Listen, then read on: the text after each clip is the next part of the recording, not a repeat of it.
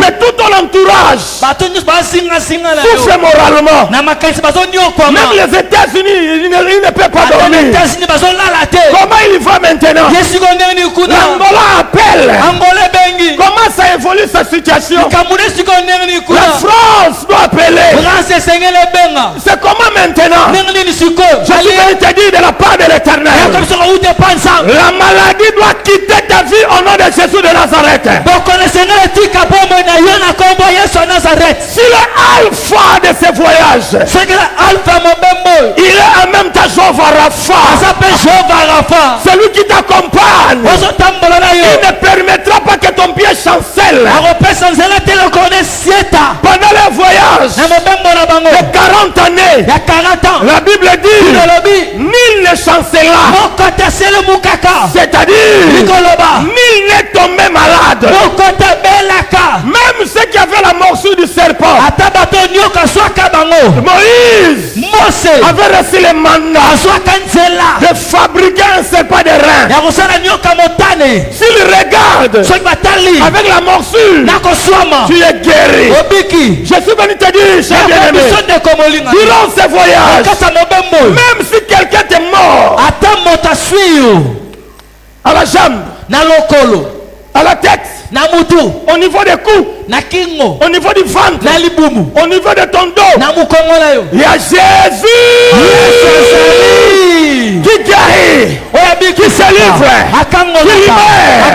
Le nom de Jésus, c'est le traitement de 2024. Le nom de Jésus, c'est le traitement contre toute maladie. Le nom de Jésus, c'est le nom qui guérit. Alléluia. La Bible dit tous ceux qui avaient la morsure qui regardaient vers le serpent conservaient la vie. Dans Jésus,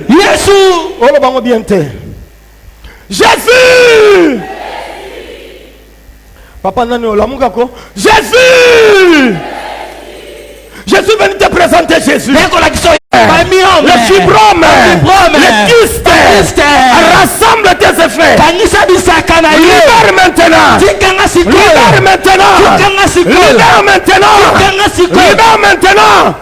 Le voyage de 2024, ce n'est pas un voyage de maladie. Non,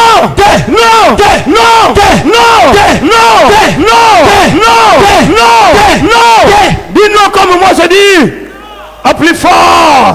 Encore. Nazoyo Karote. Au nom de. Alléluia. La maladie n'est pas ton ami. C'est la maladie de famille.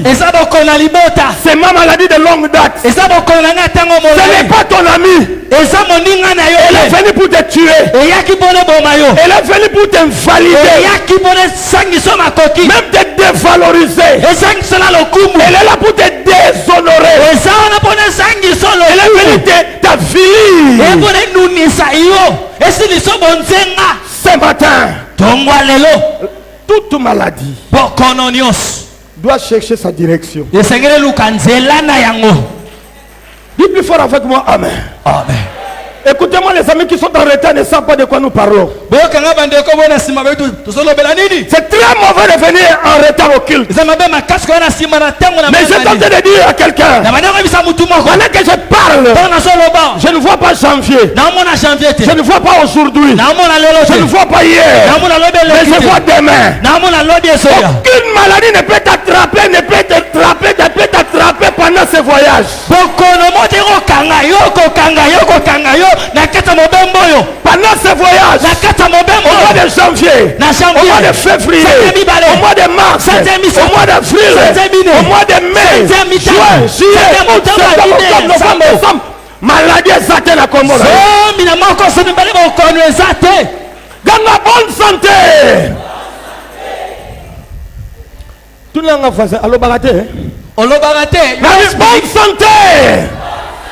Yaka. Yo maladie.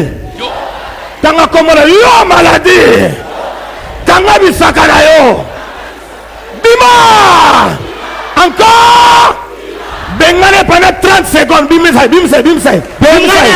Bengane. Tanga komorango. Oh diabète. Oh tension. Oh gastrite. Aninga passé à côté. M'a kagemi pour sambela bien. Kayose à kofanda pourquoi telema ya sambela. Bengane bokono wana kele musika.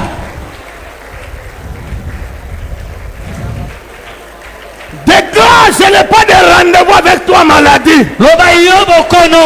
Neko kuta na utila 2024. Oh yakara langa eyate. C'est ton enfant qui est souvent malade. C'est ta femme qui est souvent malade. C'est ton mari qui est souvent malade. Beaucoup d'argent sort à cause de lui. Ça, c'est cette maladie. Oh non, est-ce que tu peux dire plus fort avec moi, Nabiki? Encore? Dis-le en français, je suis guéri. Je suis guéri. Encore? Dis avec moi, je crois à la guérison miraculeuse. Je crois à la guérison miraculeuse. Encore? Ce que tu crois, c'est ce que Dieu fait. Ce que tu fais, c'est ce que Dieu fait. Ce que tu dis, c'est ce que l'Éternel accomplit. Au nom de Jésus. Asseyez-vous, je dois terminer. Sois décidé de ne pas cohabiter avec la maladie durant ce voyage. Quand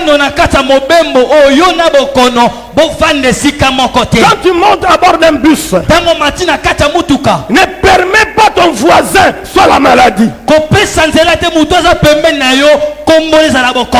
tu montes à bord d'un avion, celui qui est à tes côtés ne peut pas être la maladie.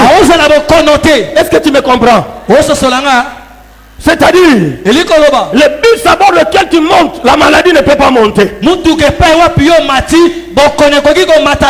lit sur lequel tu dors, la maladie ne peut pas y monter. Toi et la maladie, sens opposé. Sens opposé. Avoisin Moussouri. La ingaki ame a maman ne kene suli boso. Olobini ni? Po ba papa bazana ma difficulté ba amen. Po ba linga pe kisite. So ngape na boyi olinga kisi. Mais na so pesa lo kisi. C'est la parole de Dieu. Yo banzambe. Dis plus fort avec moi, amen. La dernière chose que j'aimerais dire, la mort. Koufa. Dieu ne peut pas être ton alpha aujourd'hui. Il t'accompagne seulement pendant 3 mois. Non, c'est pendant 7 mois seulement. Non, non, pendant 10 mois seulement. Et Dieu se fatigue. Non, non. Je lis ceci. D'abord le psaume 121, j'y reviens.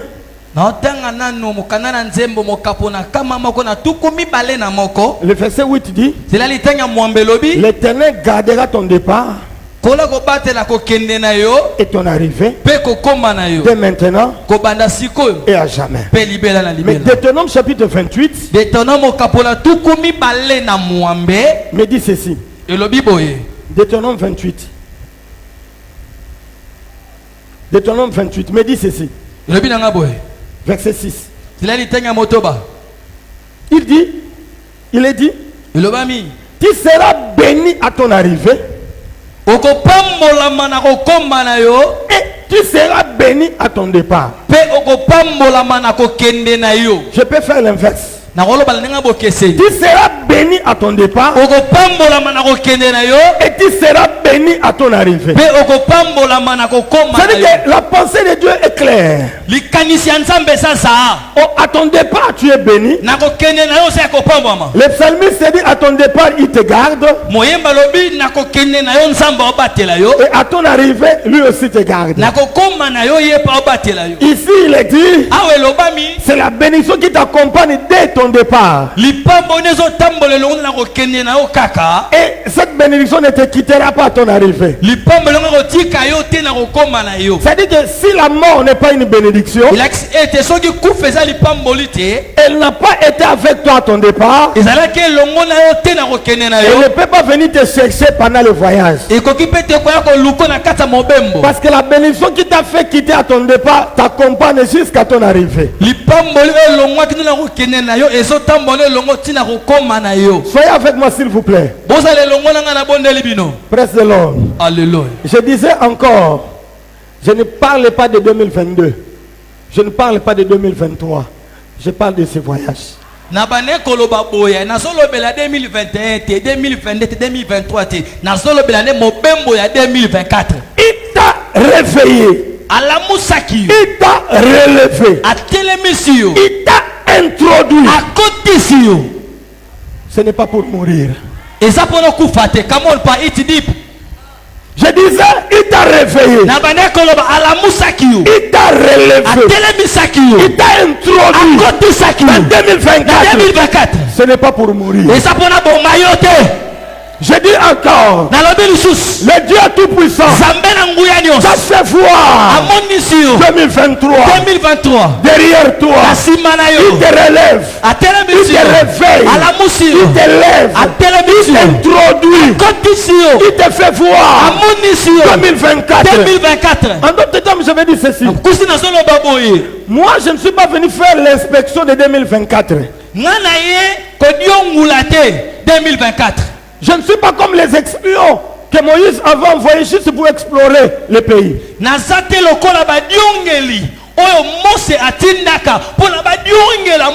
Parce que 10 avaient exploré le pays. Ils ont vu le pays. Ils ont marché dans le pays. Ils ont goûté même les fruits de ce pays. Mais lors de la conquête, on les a écartés. Batikala na sukali bakendela kawana tambakina kotala. Tombola loboko. Lobanzambe tata. Okomisinga lelo te pona tala kaka 2024. Est-ce que vous comprenez ma kamana loba? Lobango liso lobi nini? Loba ne kotala 2024 te. Lobango lisusu siko telema. Loba na koti pena na 2024. Kotako na koti pena na 2024. Bomengo 2024. Yangai. Bolamo 2024. Yangai. Esengo 2024. Yangai. Kimia 2024. Yangai. Na yeko mona ngoka kate. Mais banda lelo. Juin, juillet, août, septembre, octobre, novembre, décembre, le 31 décembre. Naza ya kotelema. Naza na bomo. Naza en bonne santé. Le 1er janvier 2025. Naza ya kotelema. En bonne santé. En forme. Pour la gloire et ensemble. Na yeko kufa na 2024 te. Lobango bien. Encore. Encore. Encore. Ata bango balingina kufanga na boy. Lobango lobinini. Ata bandoki batelemi. Nzambe na bomo. Onga na yeli na tongo lelo. Azokuwa isa bango. Bango moko bazokita. Ngana kokita te. Ngana kokwaya te. Ngana kokufa te. Onodo. Banako bengana. Banako yepse. Bengana. Bengana yo, bengana kufa. Wasali crise. omutuka tuti Jésus de Nazareth. Bengana yango le 7 alelo tu le 31 décembre de 2025 okufa te. Yalla bondela yaya bondela. Eko fisté 2024. Bengana yango ata bandoto akufa pendant qu'on déclarait je ne mourrai pas, je ne mourrai pas, je vivrai, je ne mourrai pas, je vivrai.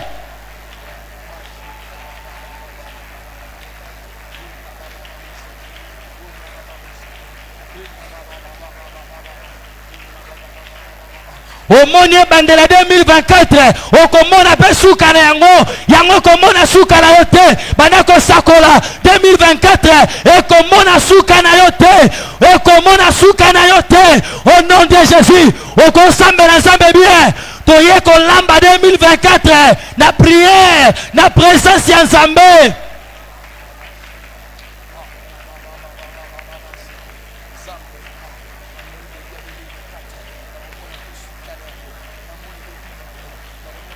Est-ce que tu peux parler? Est-ce que tu peux prier, mon ami? Est-ce que tu peux prier? Oh, ils veulent que tu meurs comme ta mère. Ils veulent que tu meurs comme ton père. Jamais, jamais, jamais, jamais en 2024. Refuse. Refuse. Refuse. Papa Bassissi, j'aimerais t'entendre parler, prier comme un enfant de Dieu. Même si tu as la crainte de la mort. Même il y a ceux qui ont déjà rêvé. Même s'il y a une prophétie qui est déjà sortie. Ce matin, je suis venu annuler le programme de ton décès. C'est déjà annulé. C'est déjà supprimé. C'est déjà effacé. Dans le nom de Jésus. Refuse la mort de ton voisin, de ton enfant, de ta femme, de ton fiancé, de ta fiancée, de ton grand frère, de ton cousin, de ta soeur, de ta mère, de ton père. Est-ce que tu peux prier? Maman Lissi, prie. J'aimerais voir les vieilles mamans vieillir encore dans la présence de Dieu. J'aimerais voir les papas vieillir dans la présence du Seigneur. 100 ans, 102 ans, 110 ans, 115 ans, 120 ans. Par la grâce de Dieu. Prie. Femme enceinte, prie. Prie le Seigneur. Au nom de... Quelqu'un peut dire plus fort avec moi. Amen. Amen. En tant que ministre de Dieu, je te communique la vie. Reçois la vie. Reçois la vie. Reçois la vie. Au nom de Jésus. Que la vie de Dieu entre en toi. Que la longévité te soit accordée. C'est ton année. Tu prends possession de cette année. Dans le nom de Jésus. Dis plus fort avec moi. Amen. Amen. Asseyez-vous, je vais terminer. Je n'ai pas encore fini. Je suis en train de vous donner ces détails de 2024. J'aimerais que tu sois avec moi, frère. Nous sommes venus préparer cette année. Cette année, nous ne serons pas victimes de ceux qui ne nous aiment pas. La Bible déclare la vie et la mort sont au pouvoir de la langue. Mais retenez que Jésus a dit ceci: ce que vous délierez sur la terre sera délié au ciel. Vous lierez sur la terre, sera lié aussi dans le ciel. Pendant ce temps, nous sommes en train de faire cet exercice. Nous lions, nous délions. Nous interdisons, nous permettons. Nous fermons, nous souffrons. Amen. Jacob dit, si tu permets que je revienne dans la maison de mon père, en paix, je te donnerai la dîme de tout ce que tu me donneras. Le dixième de tout ce que tu me donneras, je le donnerai à toi, éternel. J'aimerais dire à l'enfant de Dieu, ça c'est un secret que je te livre. Il est ton alpha et il est aussi ton oméga. Et pendant que tu es en train de marcher avec Dieu, développe la reconnaissance, la gratitude envers l'Éternel.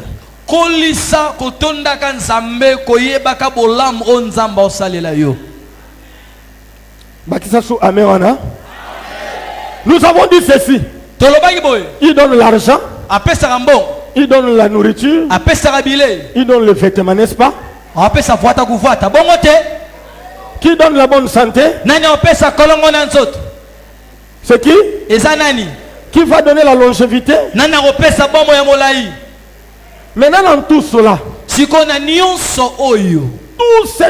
tout ce que tu auras bénéficié de la part de l'Éternel, Jacob n'a encore rien reçu, n'a encore rien vu, mais il promet à Dieu.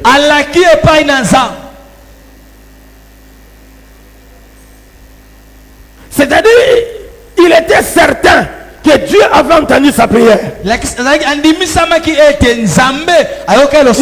convaincu que l'Éternel effectivement va marcher avec lui. Mais le Dieu de la Bible, c'est aussi un Dieu des intérêts.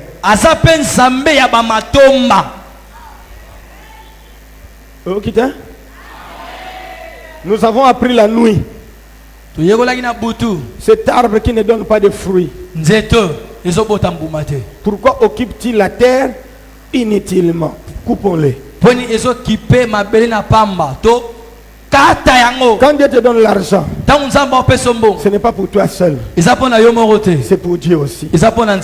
Quand Dieu te donne la bonne santé, ce n'est pas pour toi seul, c'est pour que tu le serves.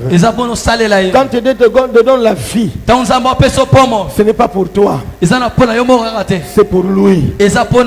Apprends à être reconnaissant envers l'Éternel. Il y a ceux qui pensent que lorsqu'ils gagnent l'argent, surtout les hommes,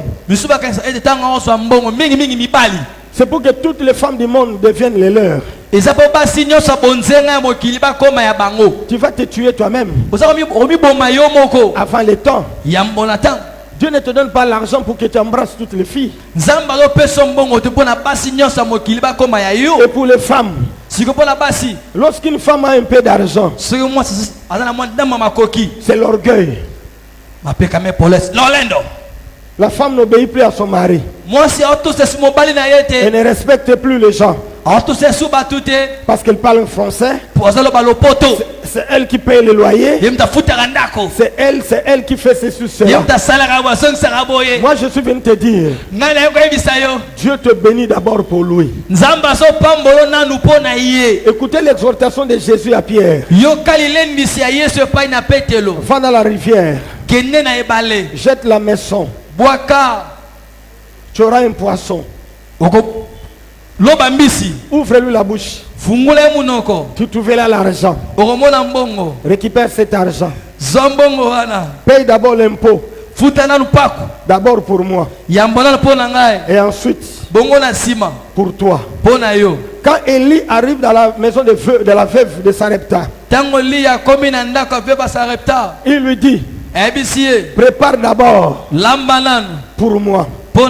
Et ensuite on fera le reste. C'est-à-dire que le principe de Dieu est celui-ci. Quand Dieu te bénit, ce qu'il te donne, c'est d'abord pour lui. Ce n'est pas pour toi. D'abord lui. Mais Dieu est bon. Il te donne $100. $90 c'est pour toi. Fais-en ce que tu veux. Mais les $10, ne mange pas ça. C'est pour moi. Je tentais d'expliquer les gens ici, ceci, je crois vendredi. Amen. Tu prends une orange. Ok? Tu manges l'orange, mais il y a des graines.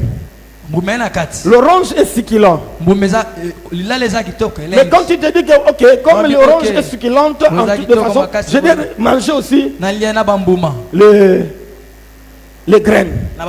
Quand tu vas commencer à broyer les graines, c'est comment? Pardon? Pardon? Pardon? Non, pardon? Pourquoi bololo? Parce que il fait son anamabele pour ebota nzete mususu tetolongo ne orange yolinga avocat mingi ufunguli avocat olongoli poso obandoli avocat, n'est-ce pas? Avocat ngo bien, hein? Namoni fona lia na mukokoli. C'est bon, n'est-ce pas?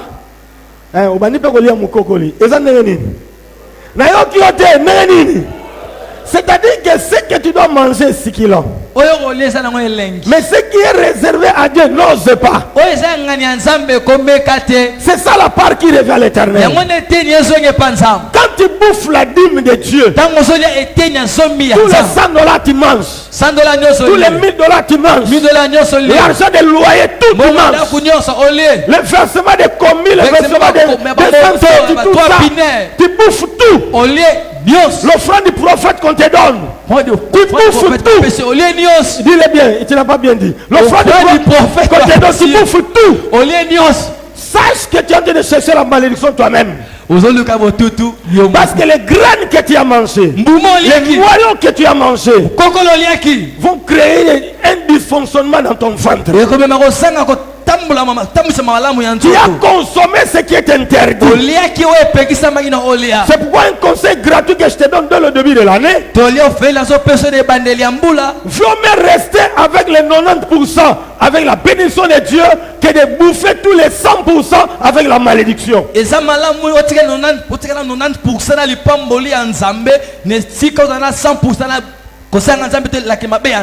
Amen. Mais maman qui font loufou. Dernièrement, moi j'ai vu, ce n'était pas le premier, peut-être le deux. Un accident s'est produit au niveau de Mbanzangoum. Les gens sont morts sur place. Je ne sais pas, ils venaient d'où.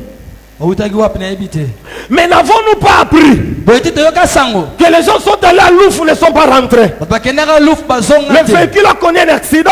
Les marchandises se sont éparpillés. Les villageois sont venus tout récupérer. Il y a ceux qui ne sont pas morts, mais ils sont rentrés même vides. Aussi dit que lorsque Dieu te bénit, il t'accompagne dans les affaires, il t'accompagne au travail. Sois reconnaissant envers l'Éternel. Ne dis pas que si je donne ça, le pasteur saura ce que je gagne. Même si je sais ce que tu gagnes, tu ne me feras pas chez toi de venir quémaner. D'ailleurs, dans mon devoir en tant qu'homme de Dieu, ma prière que tout le monde ici soit béni au nom de Jésus. C'est ça ma prière. Moi je pleure dans mon cœur. Comment depuis le mois de juin jusqu'en décembre, on n'a pas pu réunir $8000. À l'église c'est impossible. C'est dur. C'est pénible. Parce que tu n'en as pas. Je prie que cette année, l'argent ne soit ni un problème pour toi, ni un problème pour l'église de Dieu. Amen. Je ne sais pas. Je vais te dire avec modestie. Quand tu vois tout ça, tu ne vois pas que ça c'est une église de riches. Au monde a été. Donc amen à hauteur. La zone est l'école. Bâtiment au monde a nyonso. Au monde a été église, c'est église à bâtiment. Tout n'a pas fait. Tout n'a pas. Tout n'est qu'un engagement. Tout n'est pas un engagement bien. Tout n'est. Tant au monde a nyonso. Au monde a été église à bâtiment. Alors binoni. Yo ka so pesi $100 au pesi mon ebelo pesi lorote. A to pesi $1000 au pesi no pe lorote. A to pesi $10,000 au pesi no pe lorote. A to pesi $20,000 et ça no pe lorote. A to pesi $50,000 et ça no pe lorote. Pues église abato ambo. Passer na bina lenga na mbongo te. Ame ona ne bimika na batu mukie lo bango lisusu. Ngana na bezo mbula o pambo manande na mukete. Nzamba fungula yo. Ti oye culte boy. Na nzamba sepeli. Na groupe réservoir pe sepeli. Kwa yebi ke lelo plein e kokota. Réservoir eza konta. Sepeli. Yo na zotonda. Makamba ba président ba benga papa mabeka wana eza lisusu te. Po yo ye na culte. Donc oyana yo omemina karibira ya nzambe. Tango telo boko na panier. Tala mupiko zotia. Pamba mala kombo na Yesu. Zala reconnaissant. Sois reconnaissant vers Dieu. Zala reconnaissant pas dans cette reconnaissance va chasser la maladie. Cette reconnaissance va chasser le koulouna. Cette reconnaissance va chasser des pertes inutiles dans tes affaires. Les accidents imprévus de tes engins seront écartés dans le nom de Jésus de Nazareth. Les dépenses inutiles n'auront plus de place dans ta maison. Parce que tu manges avec Dieu. 2024. Ne sois pas ingrat. Sois reconnaissant. Ne te fais pas pauvre. Parce que tu es enfant de Dieu. Dieu t'a béni. Est-ce que tu peux dire avec moi Amen? Je suis venu t'encourager que ce voyage de 2024, l'Éternel est avec toi. Je disais l'Éternel est avec toi. Est-ce que tu peux acclamer le Seigneur?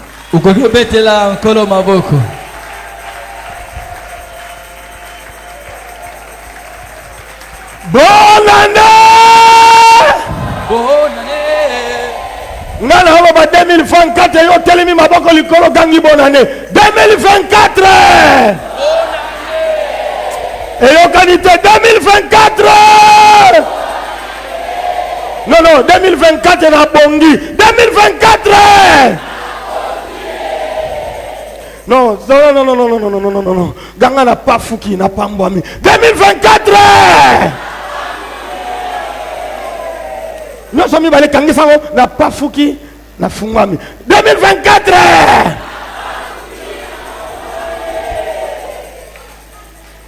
2024 mbongo eza sous problème te pona ngai 2024 na yo ki otolo binini na songi 2024 2024 malade kene musika 2024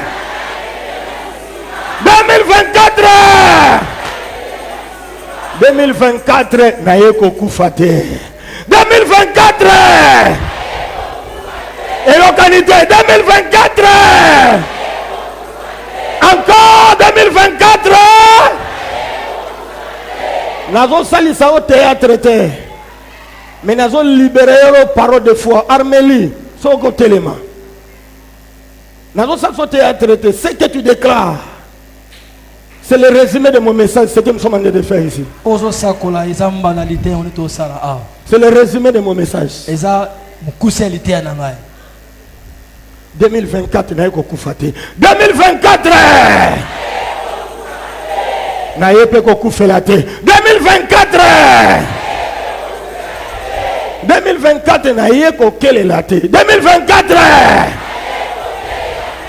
2024 bonne santé na bonne santé 2024 2024 au nom de so on va tourner le colangai 2024, prospérité à tous égards. On dit bien, non? On dit que vous avez tourné le bébé. Un directeur, un patron, on dit que 2024, prospérité à tous égards. On tourne en pendant. Na moi sur la dongo yonenge mikala dongo la ka David ça m'a comme bébé boy passer dans le bibongo 2024 prospérité à tous égards 2024 2024 2024 2024 prospérité à tous égards au nom de Hosanna papa nangana yembelio Hosanna papa nangana yembelio papa nangana yembelio Hosanna nangana yembelio Hosanna papa nangana yembelio Hosanna shiro nangana beti maboko Hosanna papa nangana yembelio Kalanga masanga bisawa tolanga molimo mosantu Hosanna papa nangana yembelio Hosanna Hosanna Hosanna Hosanna Hosanna Hosanna Hosanna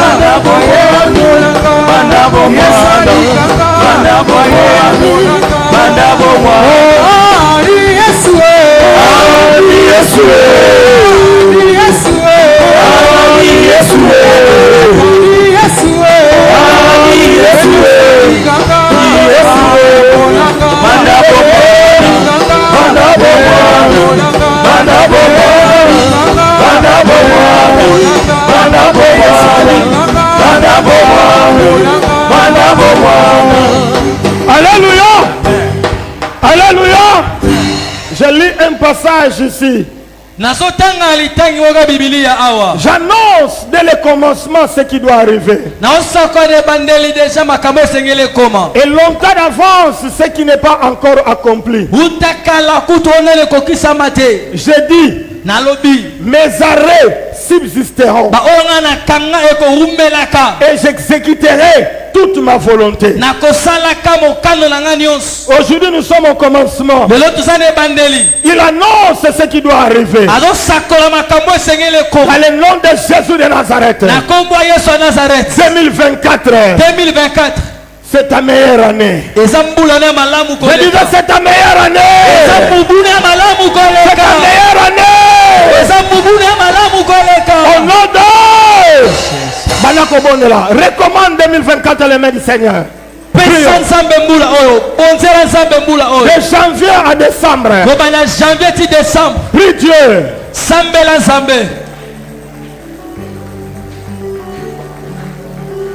Le 7 janvier, lelo. Tu le 31 décembre. Bon temps, pas ensemble.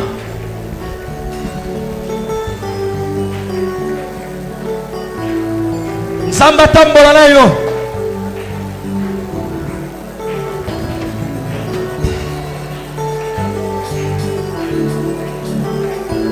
Ça va? Tambola kananga atana kufa na yebina kokufa te po Yesu yoza. Tambola kananga atana bale na yebina kozinda te po Yesu yo. Tambola kananga ye tambola kananga atana bale na yebina kozinda te po Yesu yo. Tambola kananga ye tambola kananga na moto atana moto na yebina kozinda te po Yesu yo. Tambola kananga ye tambola kananga na ebale atana ebale na yebina kozinda te po Yesu yo. Merci Jésus, merci Jésus, merci Jésus, merci Jésus, merci Jésus. Tambola kananga ye tambola kananga na moto atana moto na yebina kozinda te po Yesu yo. Tambola kananga ye tambola kananga na ebale atana ebale na yebina kozinda te po Yesu yo.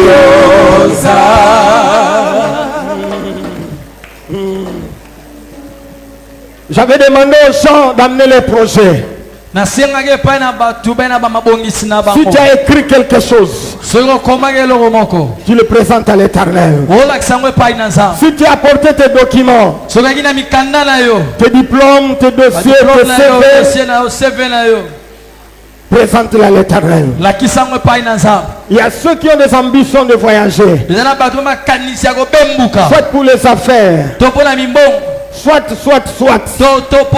Vous avez demandé d'amener ton passeport et de le présenter au Seigneur. Tu cherches du travail, tu n'en as pas encore trouvé, ou soit on t'a fait attendre, présente-les à Dieu. Ceux qui veulent construire, ceux qui veulent acheter des terrains, ceux qui veulent acheter des parcelles, même les hommes, pas les femmes, mais les hommes qui ont envie de se marier parce que la facture fait mal à la tête. Présente cette liste-là à l'Éternel. Nous sommes tous debout dans la présence de Dieu. Sembola loboko, sembola loboko, sembola loboko, sembola loboko, yaya tamwe koki. Ya kosala ya tambe kokie ya kosala sembola loboko sembola loboko sembola loboko sembola loboko ya tambe kokie ya kosala ya tambe kokie ya kosala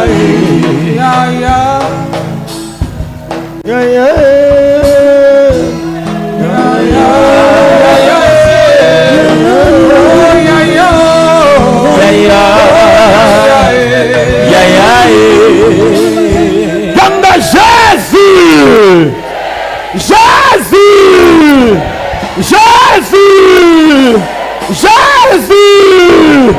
Commence à recommander ton projet. Recommande le projet à l'Éternel. Au nom de Jésus, prie le Seigneur.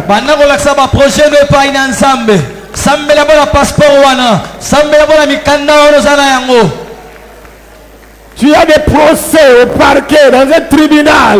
Présente les documents à l'Éternel.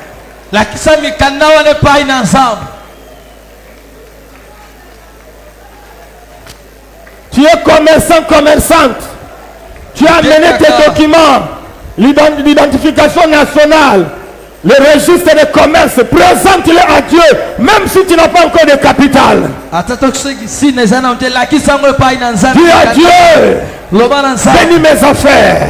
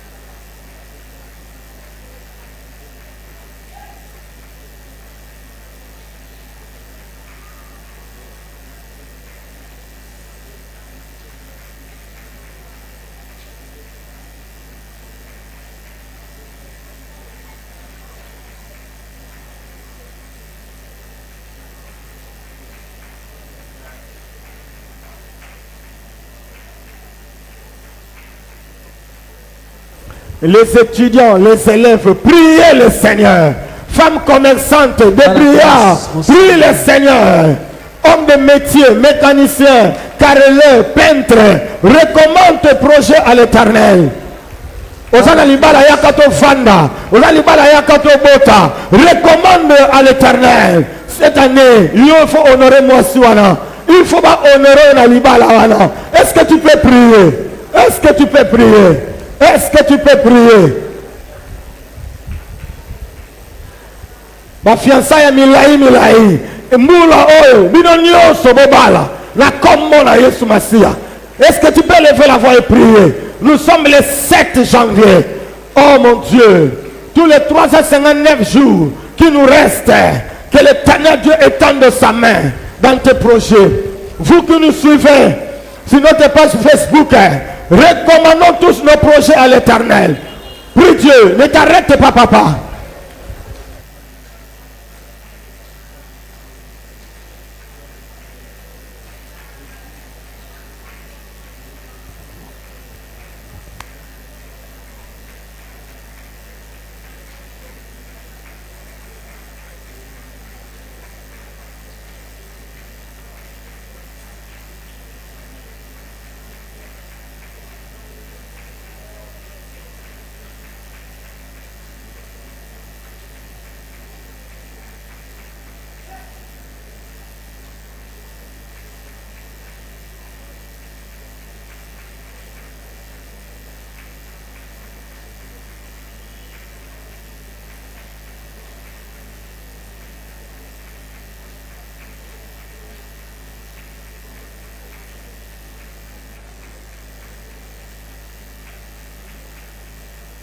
banako bengana bokauki, banako bengana bokauki, banako bengana pauvreté, banako bengana blocage, banako bengana sécheresse, bengana pena maladie na kombo na Yesu. Telema yaya, telema. Bondela yaya. 2024. Oh, kimobola te ko zanga te bokauki te. O ba yibi na boutique, o biloko ziki, o mutu ke baluki, o ba moto e sala accident, o ba trois pine ba kanga kiango. Bondela nzambe tata yaya. O ba locataire bazo futa te. Tu as qu'un mongo 3 mois, 5 mois impayé.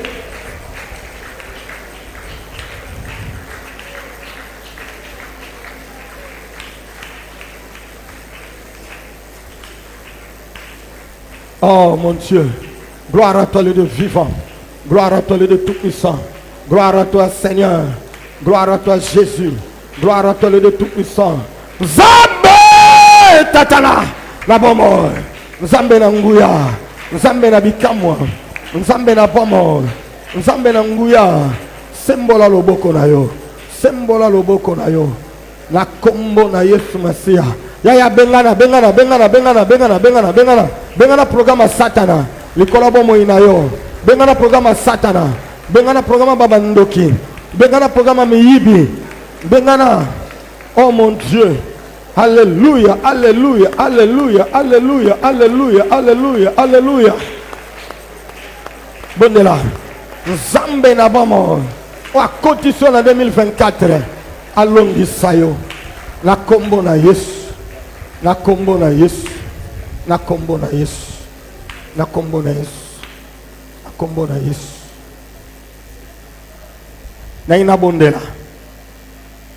Merci tombola dossier wana. Merci ma sœur.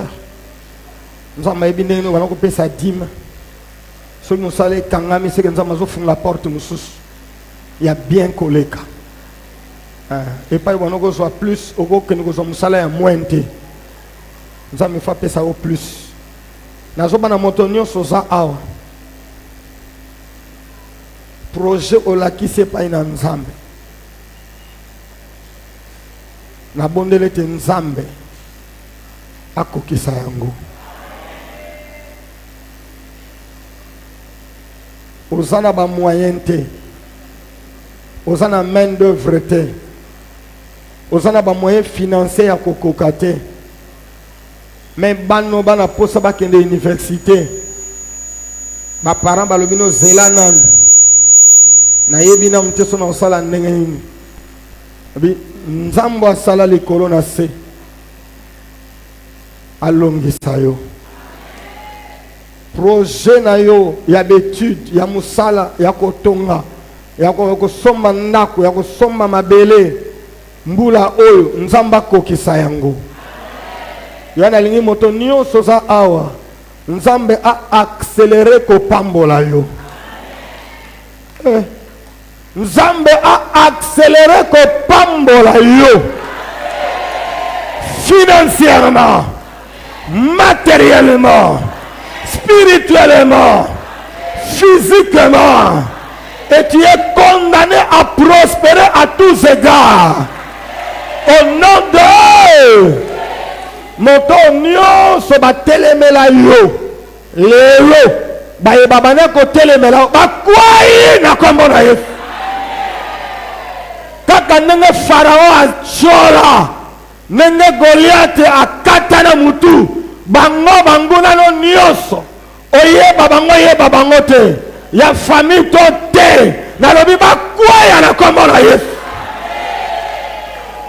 Nalobaki na zongeli lisuko loba na tongo na lelo moto nyonso za awa osepela kozala ndoki polingaka kotika te nalobaki na yo place na yo eza awa te soko za awa eza po bongola okokabolaki ndoki awa te bokosala mpe likopa na association bandoki awa te yango na tombola lisu Bible likolo o nyonso ko continuer na kindoki na l'église nzambe azosambwisa yo au nom de na bondeli pona mbongwana na yo tata na lola asala yongolu obongwana na kombo na Yesu. Nanga spécialement na semble la pona ba papa bozali awa. Est-ce que vous pouvez vous approcher s'il vous plaît?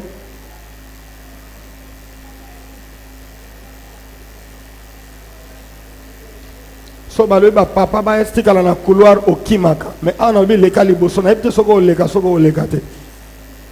Mais fungula maboko na semble la pona yo.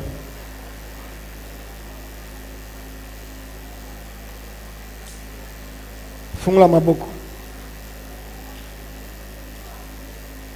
Na lobi teke batu babala, na lobi ba papa.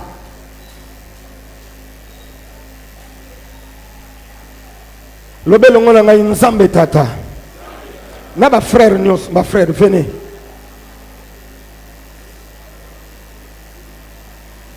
Rapidement. J'aimerais vous dire une chose, cher papa.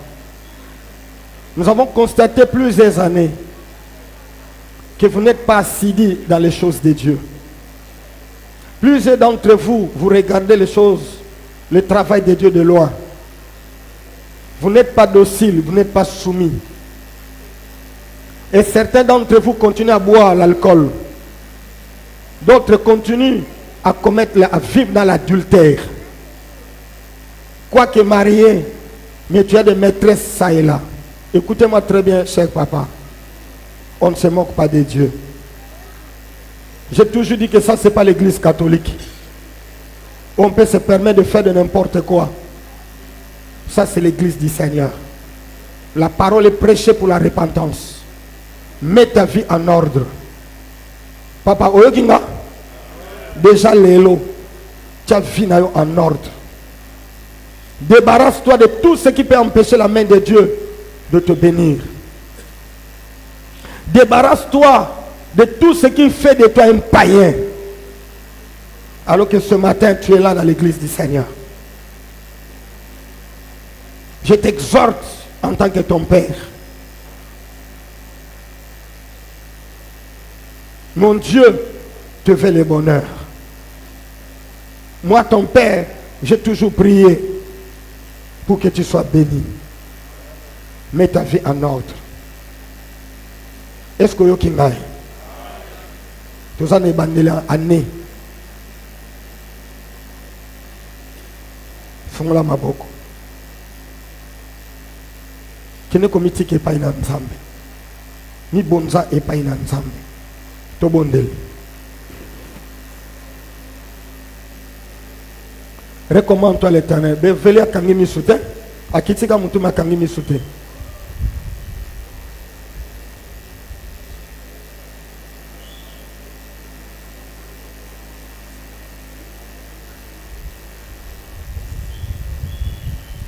Ndeko fani na sima tomolaka loboko mobile pa ba papa bazali. Ba papa na biso nzamba za na bango.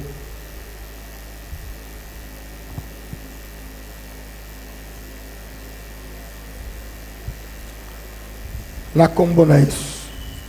Nzambe tata, nzambe na bomo. Na tongo na lelo na telemi awa lokola mosali na yo. Chef de famille yeyo, leader yeyo, opesa bokonzi na mobali, wuta na jardin d'Éden. La femme a été créée pour la gloire de l'homme, mais l'homme a été créé pour la gloire de Christ, et Christ a été créé pour la gloire du Père. Nazobone la motonio sotelemi awa. Gloire ya nzambe zakanayo. Amen on est yokanite. Nabi gloire ya nzambe zalanayo.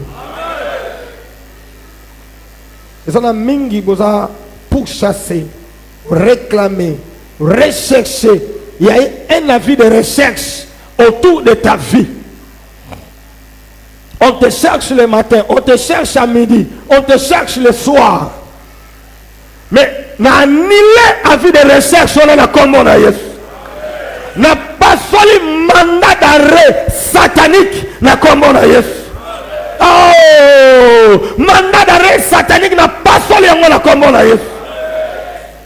Nzambe atombola mutu na yo. 2024 oza mo pagano te. 2024 oza na babare te. 2024 oza na botel na basandumba te. 2024 ozo tambola na nzambe na bomo. Pe maboko na nzamba fulukisa yango na kombo na Yesu. Kokauka te, kozanga te, kokelela te, kobela te, kokufa te. Pamboma na kombo na Yesu. Pamboma na kombo na Yesu. Pamboma na kombo na Yesu. Pamboma na kombo na Yesu. Bika na kombo na Yesu. Condamnation nyonso ezalaki likolo ya vi na yo eza nile na ntongo lelo. Ngolu ya Nzambe ezala likolo ya vi na yo. Tika na nzela na yo bato balinga Nzambe. Tika na nzela na yo bato bayeba Nzambe. Tika na nzela na yo bato basepela na Nzambe. Na kombo na Yesu.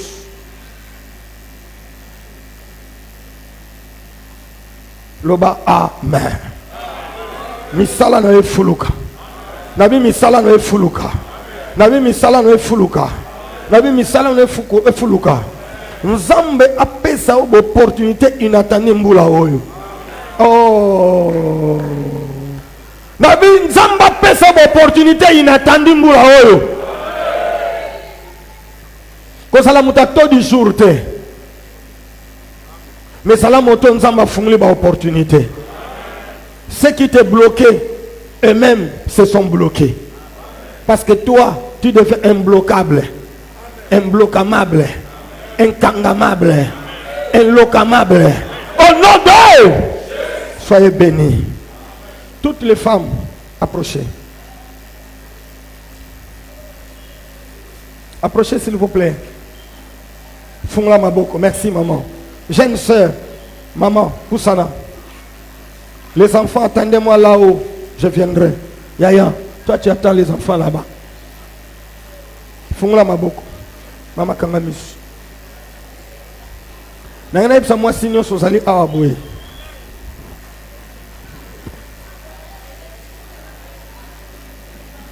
La Bible dit on ne se moque pas de Dieu. Ce qu'un homme aura semé, il le moissonnera. Je suis en train de te supplier ce matin. Même, je peux me télémer awa. Tu as fini en ordre. Maman, solo yo kingate na jeune sœur na balongo ba tu as fini en ordre. Mingi kat na bino songi songi.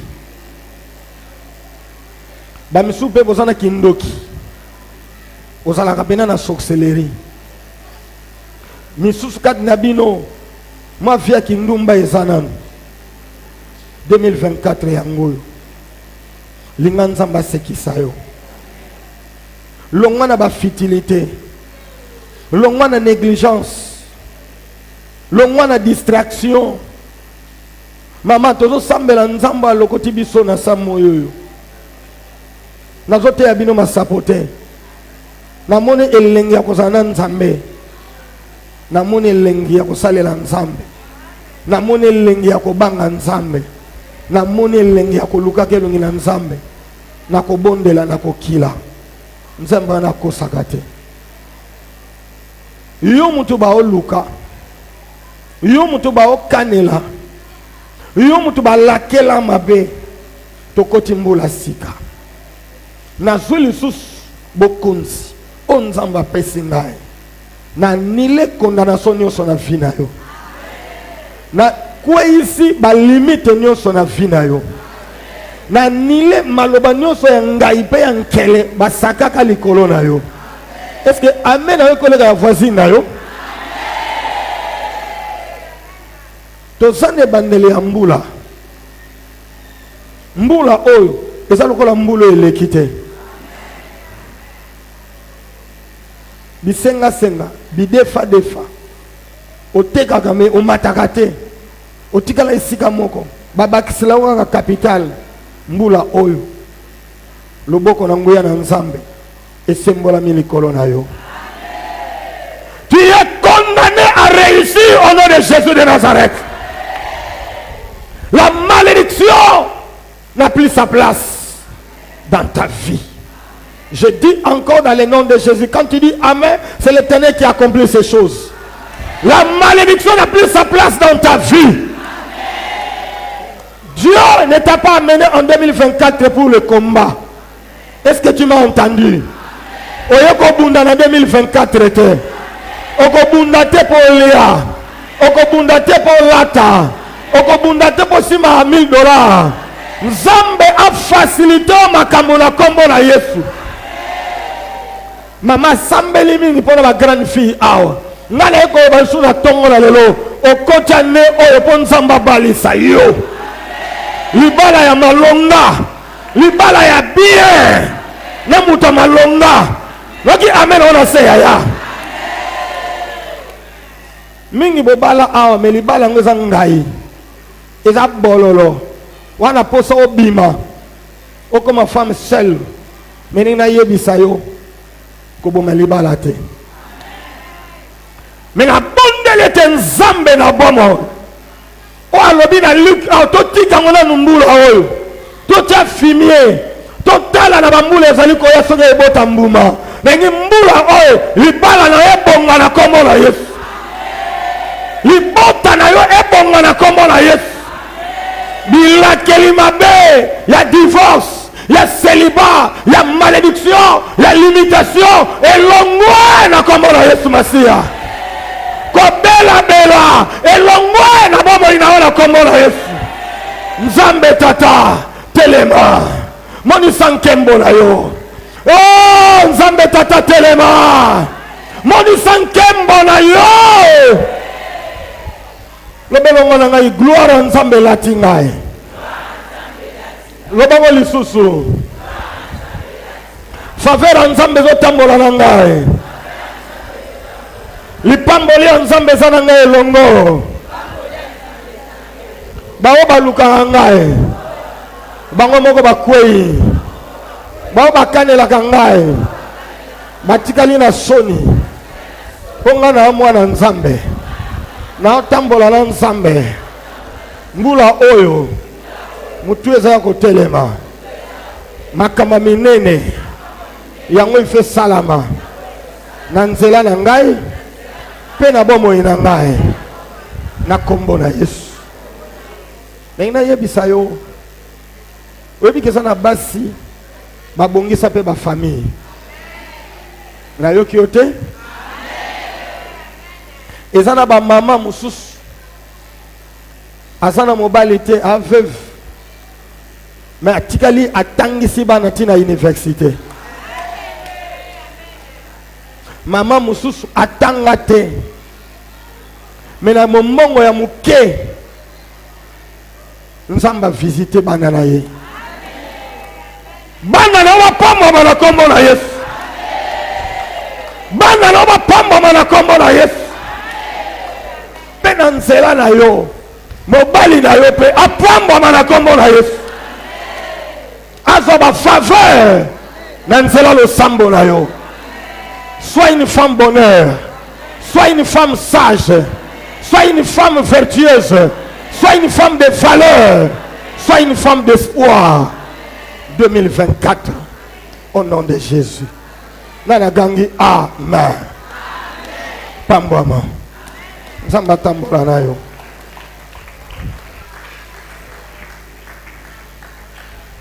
Biso nyos tozi maboko na milolo tobeteli Seigneur.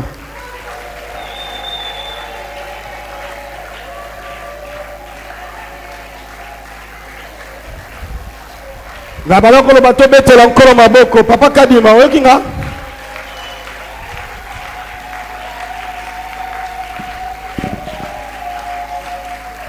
Telema sulikolo, telema sulikolo, telema sulikolo. Sala exercice oyo.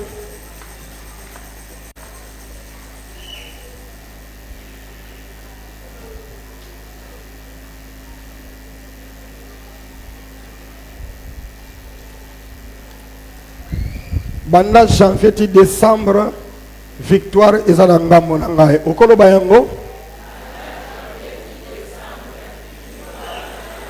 Lobango lisusu mwa makasi makambo na yoki lelo ekokisami na vie na ngai. Nazaya kosepela. Au nom de Jésus. Amen. Mega ovanda. Mega ovanda. Bandeko nyos oyaki no offrande de vie. Regi retard yaka ko déposer yango rapidement pour la gloire du Seigneur. Na luka kayo na mona go suste. Na moni sous lelo na 2024. Maman. Otina bana bakinda wapi? Ekodi mezaka dimanche, nga na sambela pona bana mardi, vendredi, na ba kilte ya semaine chaque jour na chaka bana maboko ye na mona Jesus te. Sina yebisa ki yo. Ekodi mezaka dimanche, ekodi mezaka lundi na mardi te. Église, totomoli maboko pa ya bébé na biso, azolenga mais abiki po ayena ndako nzambe. Na yo ki eteza ko bika po ayena ndako nzambe. Tombola loboko tobondeli. Oh Jésus.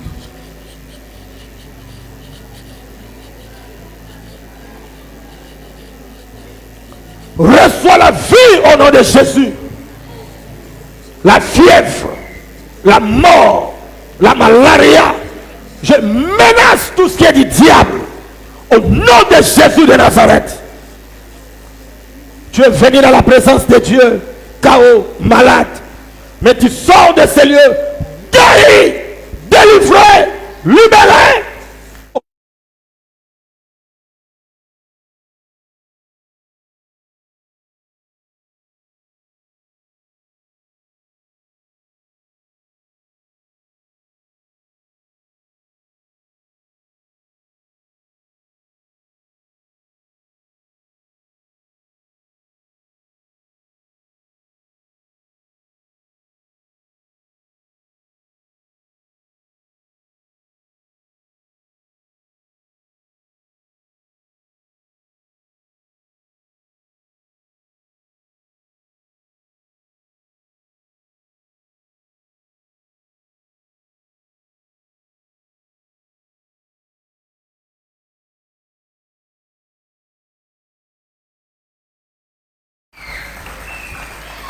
Maboko sobe tata.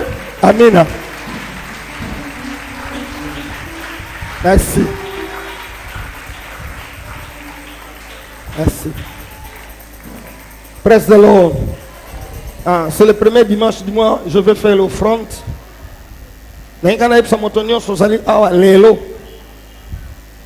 Pesa mabonza ya malamu epa ya tata. OK?